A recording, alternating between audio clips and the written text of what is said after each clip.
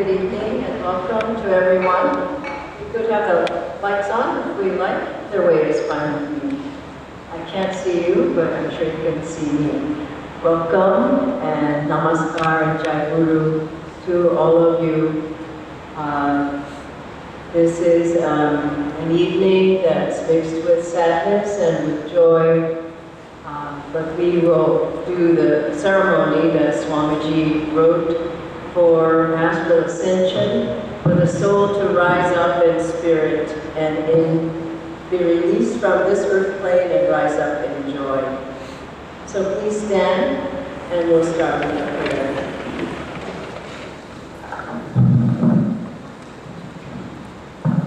Heavenly Father, Divine Mother, Friend, beloved God, Great Master, Jesus Christ, Babaji Krishna, Hare Mahashaya, Swami Kriyananda, Beloved Guru, Paramahansa Yogananda Ji, Saints of all religions, bow at thy feet, Divine Mother, we ask thy blessing on this great soul, Swami Kriyananda Ji. Uplift him into thy light. Guide him homeward to thee. He is thy own child. Receive him now. Om Shanti, Shanti, Shanti. Please be seated. Lift us from darkness, delusion, and uncertainty into the clear light of thy presence. Ignite our earthliness with the flame of infinity. Inflame our hearts with thy love. Inflame our souls with thy joy. Om Shanti, Shanti.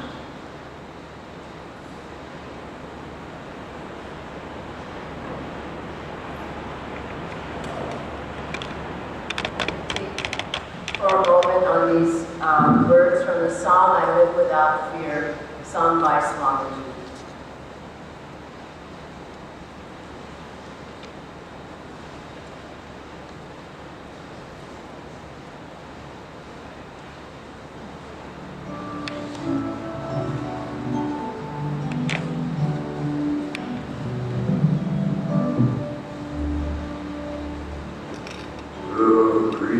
Summer fade and winter draw near.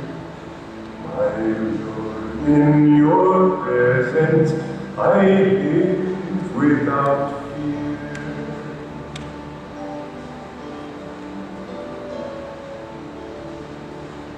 Through tempest, through snows, through turbulence, of your hand is my strength and my guide.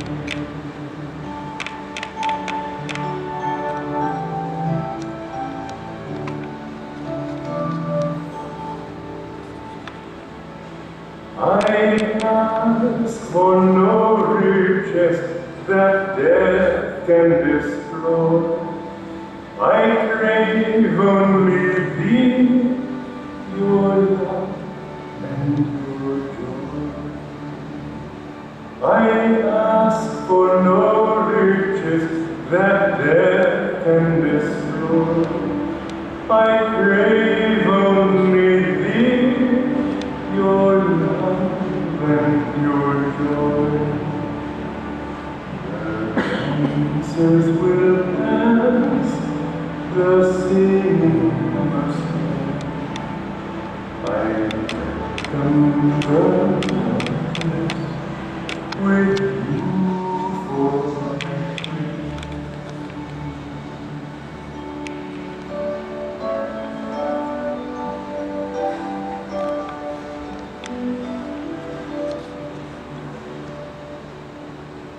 The green Summer fade and winter draw near. My Lord, in your presence I live without fear.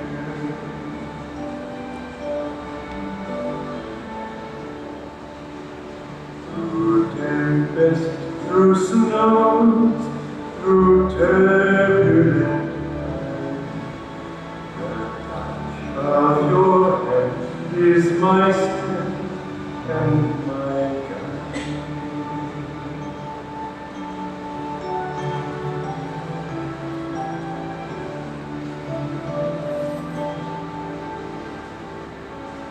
I ask for no riches that death can bestow.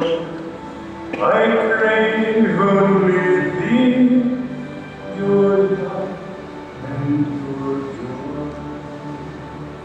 I ask for no riches that death can bestow.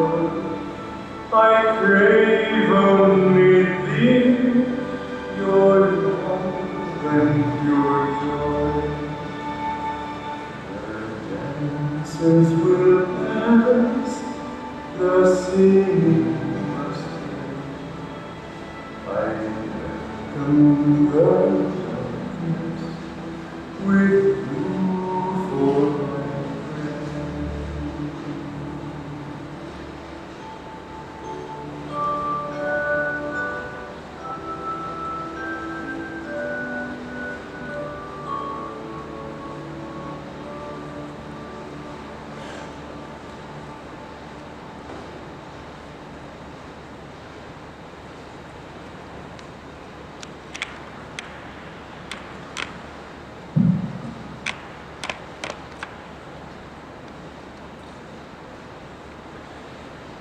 We are come together on an occasion of dual meaning, mixed with sadness and with joy. The sadness is ours for a time. The joy is His, whose Spirit is now risen, and the words of the psalmist in the 23rd Psalm are those of Swami. He is in the bosom of the Lord, and can truly say, "The Lord is my shepherd, I shall not want. He maketh me to lie down in green pastures. He leadeth me beside the still waters. He restoreth my soul. He leadeth me in the paths of righteousness for His name's sake. Yea, though I walk through the valley of the shadow of death, I will fear no evil, for Thou art with me. Thy rod and Thy staff, they comfort me. Thou preparest the table before me in the presence of mine enemies. Thou anointest my head with oil, my cup runneth over. Surely goodness and mercy shall follow me all the days of my life, and I will dwell in the house of the Lord forever."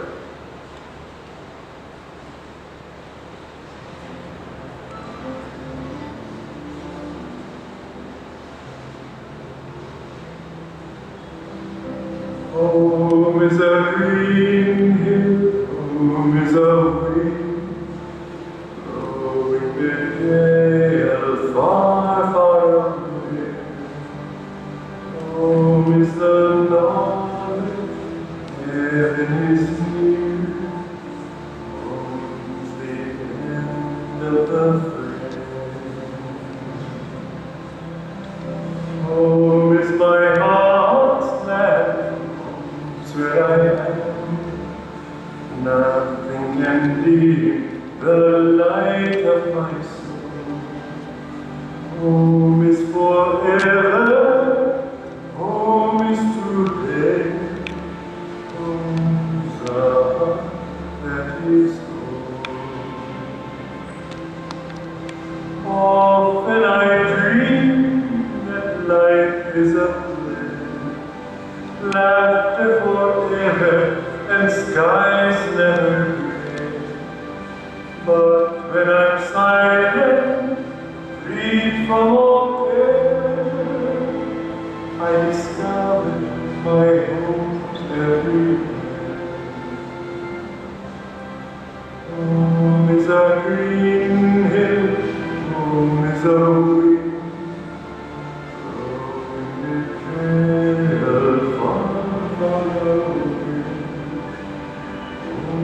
is the dawn, it is near,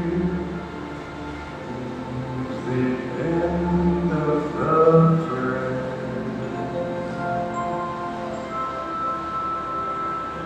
Oh, is my heart's land, is where I am. Nothing can dim the light of my soul. Home is forever, home is today. Homes are up at his door. Often I dream that life is a thread, laughter forever and skies never gray. But when I'm silent, free from all care, I discover my homes everywhere. Home is a green hill, home is a wind, it trails far, far away. Home is the dawn, where it is near, the end of the thread.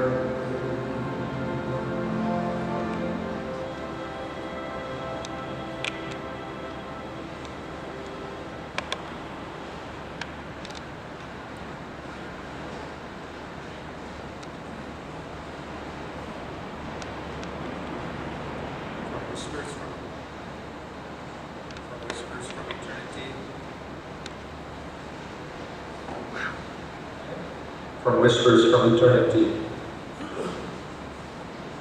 My astral airplane of parting came to take my soul away from the earth. I wondered through what strange skies I would soar now, and to what lands I would travel. I asked the mystic pilot, cosmic law, whither I was to go. That silent one answered soundlessly, I am the pilot of life, mistakenly called the terrible death by ignorant earth folk. I am thy brother, uplifter, redeemer, friend, unloader of every gross burden of bodily troubles. I have come to fetch thee away from the valley of broken dreams to the highlands of light, where poisonous vapors of sorrow never rise. I have broken mercifully thy cage of flesh attachment, that thy soul bird may escape. I have broken thy chains of disease and fear. Thy long encasement behind the bars of bones accustom thee to thy little cage, making thee cling to it fearfully, even when I open the door. Yet in thy heart thou didst want thy freedom always. Why now art thou fear-filled, having won thy long-craved freedom? O bird of paradise, hop into my plane of omnipresence. Fold now thy fluttering wings, and ride with me peacefully, anywhere, everywhere, in thine eternal home.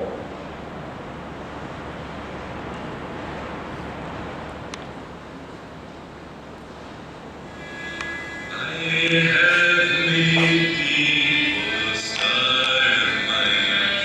I have made thee, O star of my life. Though my sea is dark and my stars are gone, though my sea is dark and my stars are gone, still I see the path through thy mercy. Still I see the path through thy mercy. I have made thee, O star of my life. I have made thee, O star of my life. Though my sea is dark and my stars are gone, though my sea is dark, and my stars are gone, still I see the path through thy mercy. Still I see the path through thy mercy.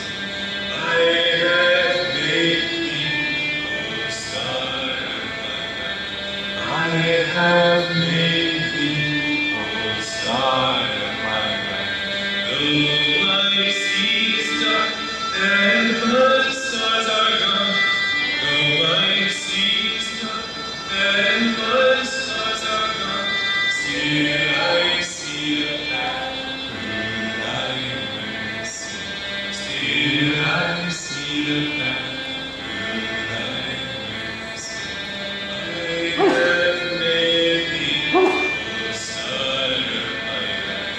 I have made thee, O star of my life. Though my sea is dark and my stars are gone, though my sea is dark and my stars are gone, still I see the path through thy mercy. Still I see the path through thy mercy. I have made thee, O star of my life. I have made thee, O star of my life. Though my sea is dark and my stars are gone, though my sea is dark and my stars are gone, still I see the path through thy mercy. Still I see the path through thy mercy. Still I see the path through thy mercy. Still I see the path through thy mercy.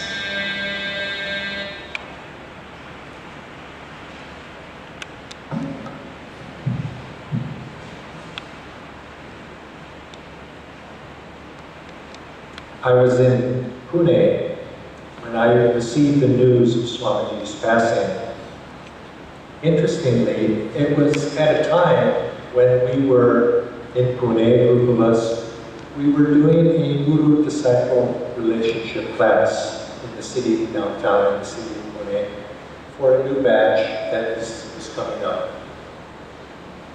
This was our first class meeting with this group, and I was speaking, and it was my turn to share, and I was speaking with the group, giving them, as many of you have attended those classes, the discourse on the guru-disciple relationship, about what is the role of guru, and also what is the role of the disciple. And as I was giving that class, I walked to the book table, and I took a copy of Swami's book, The New Path, and I was holding it on my lap, showing them, asking them, exhorting them to read the book, and explaining how in this book they would be able to learn not only about Swamiji's life, first third of that book is about his life, but more importantly, they would learn about Master, and most importantly, they would learn about the qualities necessary to be a good disciple. Those qualities that we were, at that time, going to explore in the class.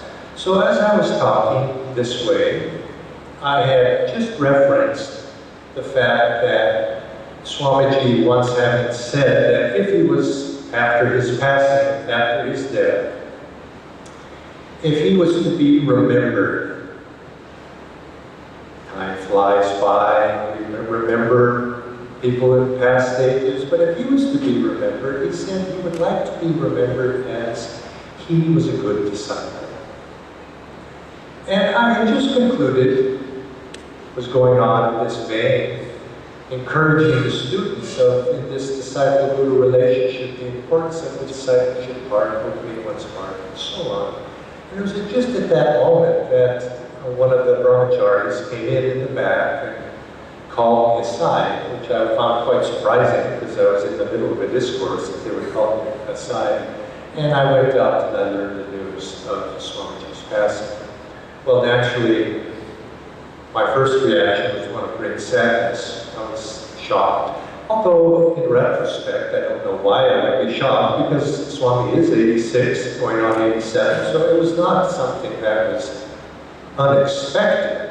The timing, of course, who knows the timing of these things, but certainly it was unexpected. But yet, it's always something like this, when the time actually comes, it is a shock. It is a shock. I have been a student, disciple, with Swamiji for almost 45 years. And he's always there. He's always there. But now he wasn't. But yet, on the other hand, I also realized that Swami was free. Master had told him that death would be his final sacrifice. And for his sake, I was joyous. So here we are, caught between these two emotions. And my first one was sadness, but now as the days gone by and another day has come, I now begin to feel the joy that is behind this event. Swami's body, as we know, those of us who have been with him a long time, it was wearing down. He had used it well, and he had used it fruitfully. He had used it to the utmost to serve his Guru, and it had worn down. And I remember riding with him in the car, coming back from some event a couple of years ago. Not this last time in Pune, but the time before. And Swami would not normally say such a thing, but this time I was after the event and just looked over and he says, "I'm just so tired. I'm just so tired." And you could see that there was a physical side to it, to having to do the discourses, and the people would come up, and he was always gracious, always receiving, always there for people. But yet, it took his toll. And so in that sense, I feel a sense of joy for Swami, because he's now free, and he has that which he had wanted from the very beginning. When he first came to Master, before he even met Master, you remember, you've heard these stories before, I'm sure, you remember he had these two desires. He wanted to know God.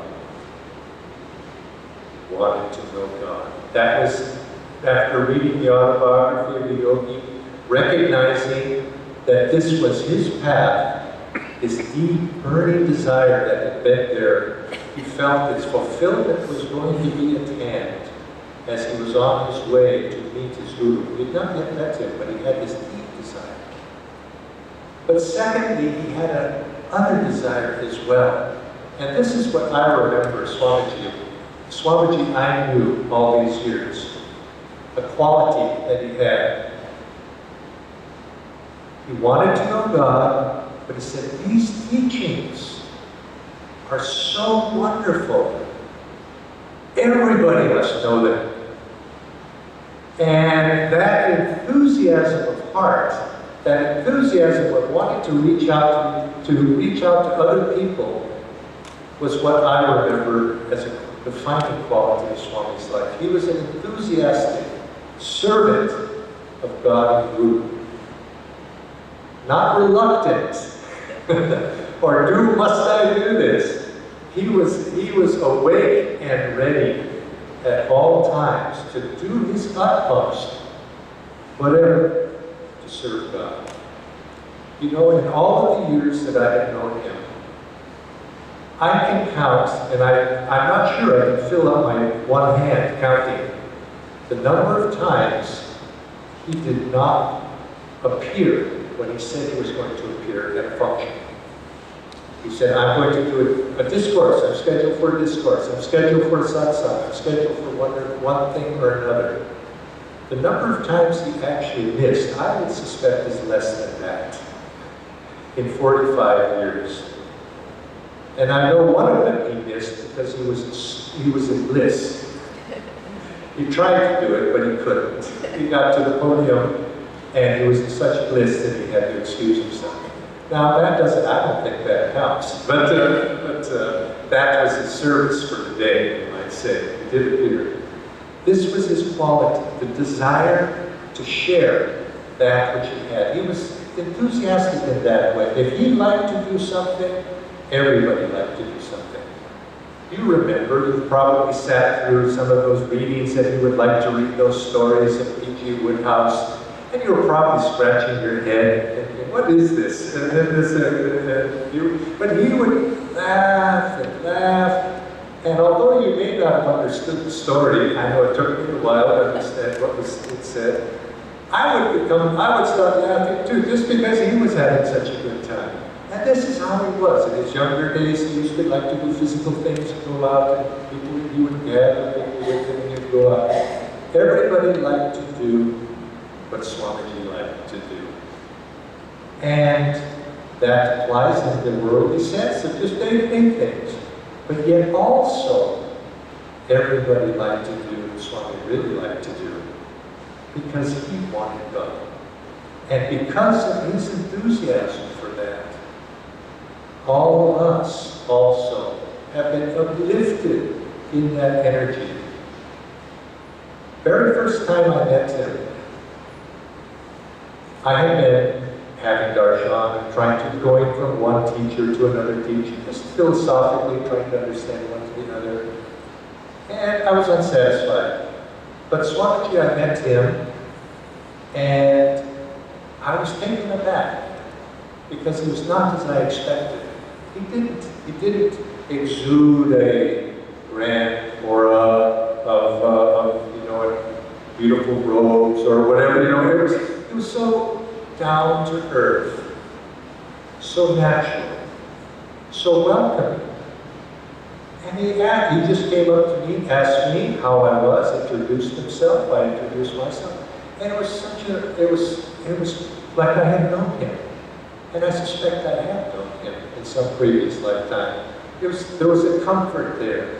And I said, I don't know who this man is, but I have to find out. And one step led to another step, led to another step. And Swami had this gift of being able to awaken people, to bring people in. He once said, if you want to make a friend, ask them to help you or to do you a favor. And that's what he did. You met him once or twice, and before a little bit of time passed, he was asking me, would you help me? I've got a project. Please help. And of course, if they ask you like that, it's an assumption that you're their friend. And immediately, there was no standoffishness. I was his friend. But he was this way to everybody. I used to think that he would treat some people differently than other people. Because some people, obviously, when you have a work to do, like Swamiji does, he would have some people that he'd have to work more closely with. But then other people, maybe he would only see them very rarely. And I would think, well, naturally, he's going to treat these different from the others. But as I watched over the years, he was the same with everybody. Loving, kind, generous, joyful, but also impersonal, a little bit expectant. Rise up, soul, rise up. He wouldn't come down to my level. He demanded, innocent, but not outwardly, but we could feel his presence. He demanded that we rise up to his level. And we did. All of us, when you felt yourself in his presence, you were on your best behavior, and you wanted to please. You wanted, because he was representing, I think, he represented our higher self. He represented Master. He was an embodiment of that. He had come to serve his guru, and he was a good disciple. His whole life was dedicated to that one ideal. He was, as you know, in his early life, when he was with the Self-Realization Fellowship, he was put out of that organization. And for a while, he was very distraught, discouraged. Doubts came into his mind. He says, I've given my life to you, Master. Now what's happened? I've been put out. But Master had something greater in mind for him. A few years passed. Circumstances wouldn't let him follow his inclinations in one way or another. In his earlier years, he wanted to be a hermit. That didn't seem to work out. I can't imagine Swamiji being a hermit with his love of other people, his love to share with people. And I think he understood this as well. I think he would say that, but he understood that his nature was to just reach out and serve other people and bring other people to God with him. But nevertheless, in that period of testing, which he went through for a number of years, God guided his footsteps until ultimately his way became clear and he began to serve in the work that ultimately manifested in this great work of Ananda. This became his life work then. And he's been able to serve his Guru in a marvelous way through all of us that have come, helping on thousands and thousands of souls experience the joy, the bliss of serving the Guru, serving God, being a perfect disciple, emulating a perfect disciple. We've been given that opportunity. I also remember just an early little story or reminiscence that when I first met him, he was in the middle of writing one of his early books, which was Cooperative Communities, How to Start Them and Why.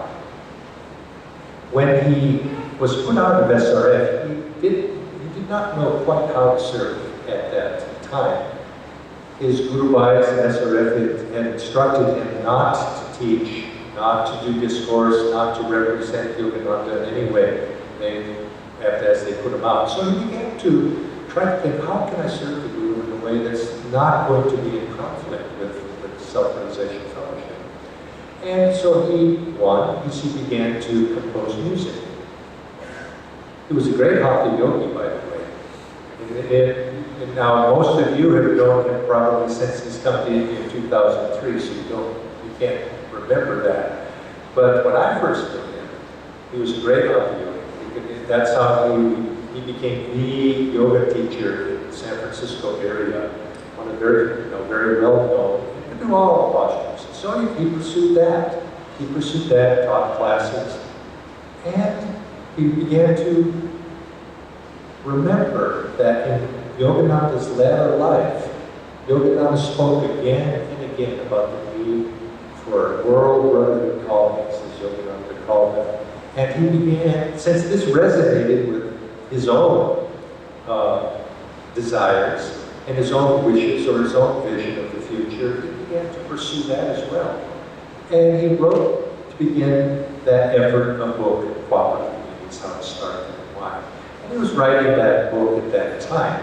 And when I came to know him, he had shortly, not too long before that, a year prior to that, had purchased a piece of property that he said he wanted to dedicate or use as a hermitage. He was so busy in San Francisco teaching every night of the week, from one spot in the city to another spot, so busy that he found himself becoming physically exhausted. And he thought, wouldn't it be nice to have a little piece of property in the mountains to have a hermitage? And when I met him, that was a goal of his. But what happened? As soon as Swamiji had that hermitage and he bought that property, he loved it so much, he wanted everybody to come. And everybody did come. Everybody, hundreds of people began to come. But that's how he was. He wanted to share it with everybody. He couldn't keep it for himself. And this was his nature. And of course, all of those people who came, this is what ultimately was the seeds of ultimately what's developed into this Ananda Sangha. It was because of that openness of heart that this is for everybody. So here we are, 40-some years later.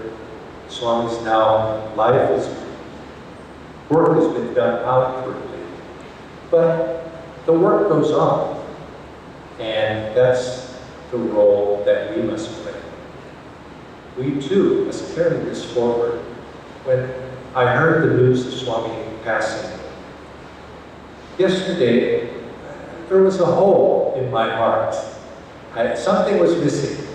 And I meditated, was trying to think what that was, and why I felt something was, that pillar that I had been leaning on was seemingly not there. Although I think deeper down, I think it is there. But nevertheless, you understand what I'm saying. It was seemingly not there. But then, I also realized that when Swami was here, there was a little bit of a tendency in my own heart or in my own behavior that I didn't have to do my very best. Because Swami was here, he'd take care of it. He'd take care of it. And I began to recognize I was coasting a little bit. I was coasting because Swami was there. And now Swami was not there. And I had this feeling in my heart, Jaya, you need to shape up. those little reluctant, unwillingness habits, the little things that are on the edges that are keeping you from doing your best, no. It's no longer time for that. We have to rise up and do our best.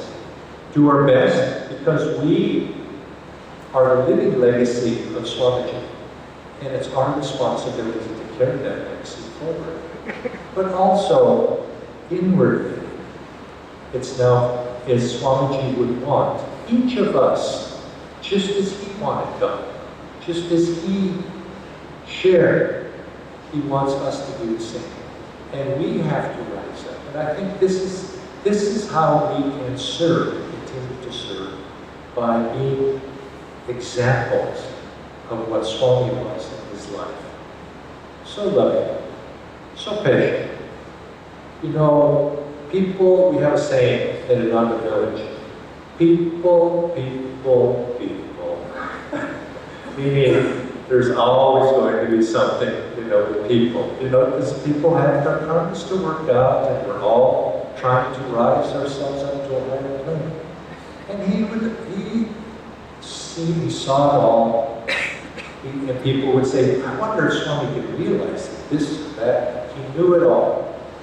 But he accepted everybody. Even those people that sometimes were a little difficult at times. And sometimes I think all of us in our own little ways, sometimes we're a little difficult. I know I sometimes may have been a little difficult. But now, it's time for us to rise up also. And in that, service to Swamiji, to service the Master, because this is what Swami has done his whole life, is he was taking us and pointing us to the goal. He was pointing us to the Master, never at himself. He said he was just an instrument. He was just a disciple, ultimately pointing us to our goal, ultimately pointing us to Buddha. So let's remember it in that way. In our hearts, yes, sadness will pass. But let's remember it in our actions as well, and express it in the days to come, and not allow that to fade, keeping him with us in the heart, because this is where he does them. Just as Master said to that one disciple when they were standing by the crib, I am not in there. He's here with us all the time. He's with us for those of us who think of him with us, just as Master is. Many blessings to all.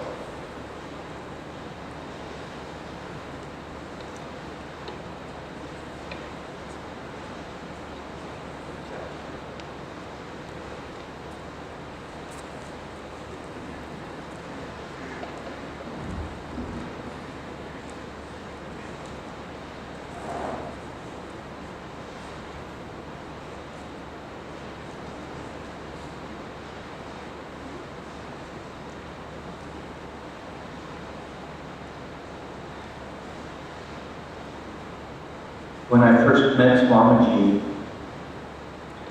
when I came to Ananda Village, I had been on the path for some years. I had even received Kriya Yoga. And reading autobiography of a yogi, I recognized my path, my guru. I knew what I wanted to accomplish, but I couldn't do it on my own. When I came to Ananda, I'm thinking of this song that we listened to just a little while ago, Home is Green Hill. Swamiji was singing Home. And I realized when I came to Ananda and I met Swamiji that I was home. That in this world, this was home for me. And over the years, I found that my understanding of what home meant grew. In the beginning, home was a place, was a person. The home was a family of disciples, and we all lived together and worked together, served together, were inspired together, were challenged together.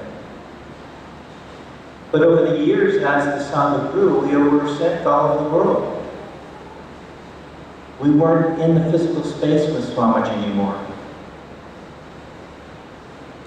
And we had to learn how to be with Swamiji when we weren't with Swamiji. Master tells, or Swamiji told a story about the man in Mount Washington who took pictures of Master, and he put them up on the wall. And Master said one day, get to know me inside.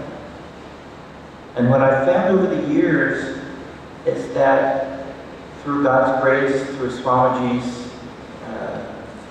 attendance to service in my own life, I have learned to be at home with Swamiji inside, no matter where I am.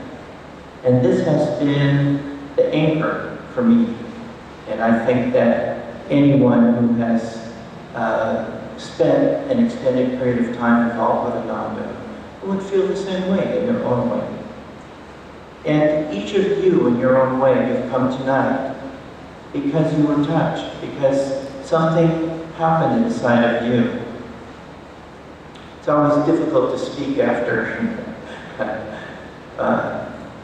other people who know what your heart would say as well. I want to add to the idea that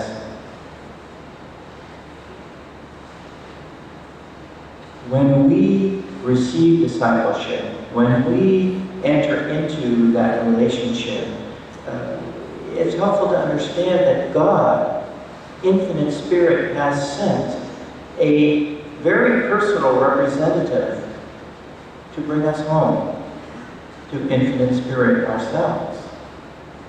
And thus, Babaji and Jesus Christ sent Larry Mahashai and Sri Yukteswar and Master and Swami Kriyananda. They have a plan. They know what they're doing. And we are all part of that plan. But each of us must choose how we're going to participate in that plan. I encourage you to think about how your life has been touched. Swamiji has gone, not from our hearts, but he's at this point saying, look, I've been working on you guys a long time. Get going. And now we're saying, just the way he did 40-something years ago, he said, come on, I need help. We need help. We need help to fulfill the dream, the purpose of the path of Kriya Yoga that the Masters have sent into the world, that we have all been touched by. Take this time, take this moment as an opportunity to springboard your life into a greater commitment. Connect yourself to some quality that God, Gurus, and Swamiji has touched in your heart and grow it through your attunement to Him inside and to God in service in everything. And through this inner relationship, each and every one of us can soar like Swamiji is now soaring. That is the ultimate, and for all of us, we will all experience it. The only question is, when? When do we want it? What are we willing to do to commune with God? Enter into it. And the more we enter into it, the more we'll live Swamiji's purpose.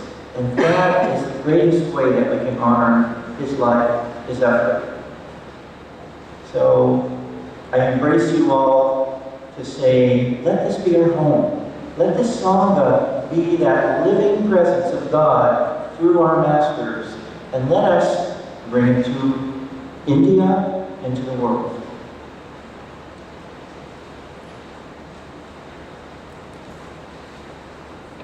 I'll read a letter from Naya Swami Asha about Swamiji's last hours or hour. Some of you have heard this, but I thought it'd be good to read it tonight. And it's a tribute to Swamiji as well. Dear friends, Swami Kriyananda, age 87, Ananda's much beloved founder and spiritual leader, left his body and merged into the infinite last evening. He died in his home in Assisi, Italy, 8 a.m., April 21st there. For several weeks, he has not been feeling well and has spoken frequently about how difficult it had become for him to work through that body. He gave many hints that he might not be with us much longer. Still, his actual passing came peacefully, but without much warning. He had gone to bed early Sunday morning, about 2 a.m., and got up at 7. He put on his robe and went from his bedroom to the dining room where his computer is also set up. He checked his emails, as he always does in the morning. Jayadara, his cook, offered him pancakes for breakfast, and he nodded approval, but didn't speak. When Miriam, his nurse, asked how he was feeling, Swamiji didn't respond. At first she thought he was just withdrawn, but then realized something else was wrong. He had a brief seizure, just a few seconds, but seemed to be recovering. Then he had increased difficulty breathing. Shurjo and Narayani were also there with Swamiji. Anand and Kirtani were in the temple meditating, and someone ran to get them. Swamiji continued to have difficulty breathing, and those who were present began to chant Om in his right ear, at the same time encouraging him to breathe.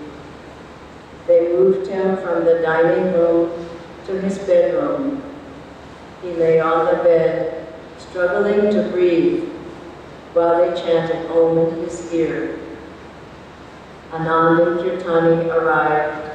About 15 minutes later, he partially opened his eyes, very briefly, and looked at Narayani, who was standing closest to him. Then he closed his eyes, exhaled, and everyone in the room knew he was gone. A feeling of great joy and freedom filled the room. Master had promised Swamiji, God will come to you at the end of life. Death is the final sacrifice you have to make. Swamiji has fulfilled in every way his Guru's commission to him. He has done the great work Master asked him to do. He has faced death, and now he is with God. His body will be placed now in the Temple of Light in Assisi for this whole week, so everyone can come there and meditate with him. several of the Ananda colony leaders are going to Italy right away, and there will be a service there for Swamiji on Wednesday. Several years ago, Swamiji requested that after he died, his body not be cremated, but brought to Ananda village and buried there.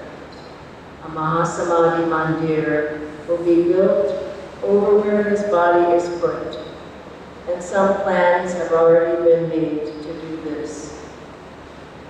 We have been deeply blessed to have been so many years with Swamiji under his guidance and inspiration. We rejoice with him now in his perfect freedom in God. Master told Swamiji, I'll just speak briefly, told Swamiji at the age of 22, when Swami first met him, he said, will I be free in this life, a liberated soul? Master immediately said, yes, but don't think about it. Because he had a great work to do. So Swamiji, for over 64, 65 years, has been a dedicated disciple of Master. He served from within 8 months. He was giving Kriya. He was in charge of the monks. He was in charge of the office. He was one of the main ministers, charyas, traveling around. He spoke for Master in many of the churches. And Swamiji dedicated his life to his Guru's mission. Swamiji had a mission. It was Master's mission. And he fulfilled that. And when we think of all the writings, the books, some of them were written here in India. I'd like to say, as I go on, that Swamiji had an Indian heart. He had an Indian soul. He said that several times. He loved India. He loved being here with all of us. He loved all of you. And he had planned to come back here again, and in October and November, and he wanted to seclude, but he wanted to be in India. His spirit, he wanted to be in the vibrations here. And he used to tell us that in America, he could say so much when he taught. In Europe, he could say more. In India, he could tell it all. He could say everything, and people would understand it. And that's one reason why he loved India. And I think his heart and his soul is very much with us here. And if you look at, remember, he wrote the Bhagavad Gita here in India. Master's commentaries right at Guru Kripa. He wrote the Patanjali, on the Patanjali Sutras. Here in India, he wrote the lessons in material prosperity here in India. He wrote the lessons in self-realization here in India. He was on television and still is on television every day, twice a day. Swamiji founded centers all over India. He had all of us, Vijay, Jaya, myself, Dharmadas, various ones getting on airplanes. As soon as we landed here, he set up an ashram, and he taught every Saturday. Many of you, Shivani and Manu and Anjali, different ones were there. We sat at Swamiji's feet every week, and he was just giving us his vibrations, Master's energy, and magnetizing us. And then he said, go north, south, east, west, go all over India. So we were on planes, seemed like every other month. Through Swamiji, we've set up 7 centers, 1 community in Pune. That's not in a long period of time. He came here at the age of 78, and he landed in India after feeling strongly inside that Master wanted him here. He came in 2 weeks, and he came at that age. And it was 2003. And we had a house beaten by 8. Swamiji lived there for a while. He taught there all the time. So through his writings, also through the lectures, through the beautiful music, you heard this music of Swamiji's. That was something also he did for Master. He put that vibration out into the ether, that he created these beautiful places where people could come and they could feel the presence of God. And so Swamiji came with the mission of Master to create places, vibrations, music, write books so that people would experience God. And the wonderful thing, I'll close with this, is when I heard the news of Swamiji, it came to me very clearly in my mind that Swamiji, like Master was saying, as I was asking, well, what happened, why? And I heard inwardly, I felt inwardly Master saying, Swamiji has let go of the bicycle. And I'll tell you the story, for those who don't know, that when Swamiji got a bike, he was the first boy in his neighborhood in Romania. He taught all the kids in the neighborhood to ride.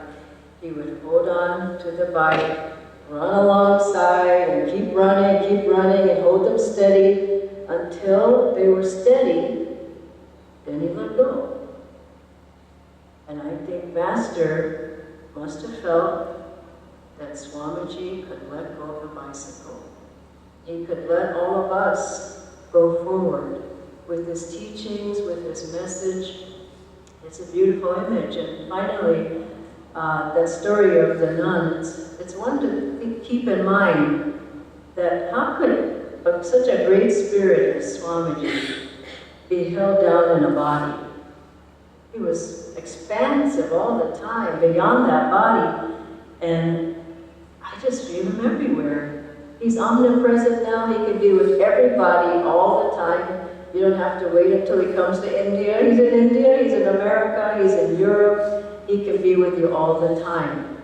And I think that Master wanted Swamiji to help us more. And when you think about it, if I can feel that he's just reaching down, trying to pull us up, a great Master's bond with the disciple, Master through Swamiji with us, that bond is created by God, and it can be broken. It can never be broken. You can break it, but he's never going to break it. I asked Swamiji once, when you leave us, are you still going to be able to help us in our path? And he says, I really hope so, Diana. I really hope so. So he's gone, but not gone. He's not in that body, but his spirit, his guidance. Pray to him, ask him to help you. Think, what would Swamiji do? Call to him, visualize him there. He's surely there. Master brought us with Swamiji, and Swamiji will keep guiding us. And I think, people tend to think, well, it's going to be such a long time before we see him again. Why? We're not getting any younger. And I think that Swamiji, he's preparing the way, opening the door, so that we come and we're with him again. And we have a lot of Ananda family already there with him. So he's saying, you all, I'll prepare the way, and we'll be together again. So if we think of it, sadness, yes, but in my heart, I am so happy for Swamiji. And I think Master is saying, well done, Swamiji. Well done, Walter. What other disciple gave as much as Swami Kriyananda? I don't think one. And Master welcomed him home and said, well done. I think we should, in our hearts, applaud him. There's no one who's done as much for Master's teachings as Swami Kriyananda, at least in these times. We'll finish the ceremony now. These are final words.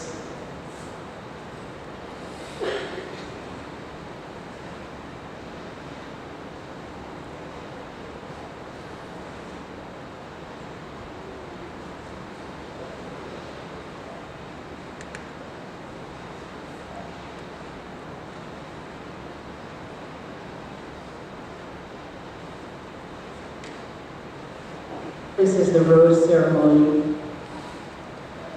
The white rose symbolizes life in God and the purity of expression of the departed soul. The red rose symbolizes the bouquet of the love and goodwill of the entire congregation. Please concentrate on the red rose and offer your love and goodwill to the soul of Swamiji.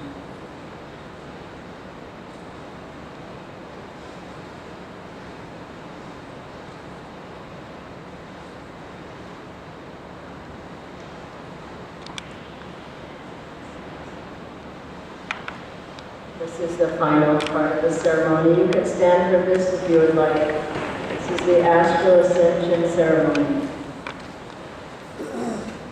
As you see the smoke rising from this incense, feel Swamiji's soul merging completely with God. As I read these words, dear Swamiji, you who have gone before us have entered a realm which our souls remember, a place of freedom, light, and laughter. Take with you on your journey our blessings and our love. We shall miss you. Our desire is not to hold you back, but only to tell you, Swamiji, we are yours. Our love and support are ever yours, and our prayers for your highest happiness. We shall meet again. Once more, we shall laugh together, rejoice together, and share in the joy of seeking Him. Claim your soul's freedom. Bless all who ever harmed you or ever wished you harm. Give them your love and your prayer for their freedom in God. Friend, cast from your heart, Swamiji, all outer attachments. Realize that earthly goals, however shining, are but dreams. God is the only reality. Burn your earthly desires in the fire of wisdom. Burn earthly limitations in the blaze of inner freedom. Burn earthly disappointments in the flames of spreading peace. Burn earthly joys in the bonfire of divine bliss. See your physical form as a discarded garment. Clothed, you now are in garments of radiant light. O free soul, see your past actions as scenes in a vast, unfolding tapestry. Feast not your gaze wistfully on episodes already finished, but look ahead. New adventures await you, fresh, joyous victories, as you advance toward perfect freedom. And what of us, Swamiji, who love you and who would be remembered by you? Behold us as threads of light in the tapestry of your life, threads which through the magnet of soul friendship will appear ever and again, woven with increasing beauty as our hearts expand together in God's love. Divine Mother, receive this thy child. Purify him in thy perfect light and love. Grant him eternal freedom in me. Now raise your hands. We'll chant Om, feeling with this vibration, sending Swamiji's soul to merge completely with God's light and spirit.